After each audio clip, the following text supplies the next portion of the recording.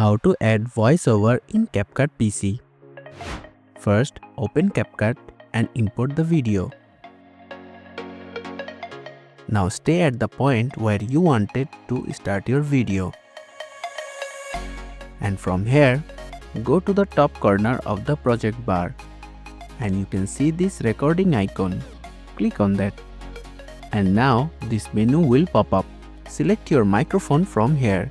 And you can do additional adjustments to your voice from here, like volume, echo reduction, mute project, and enhance voice.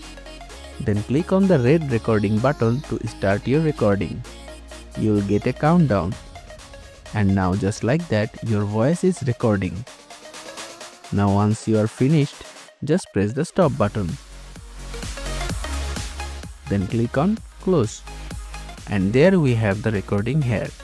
So that's how you can add voiceover in CapCut PC.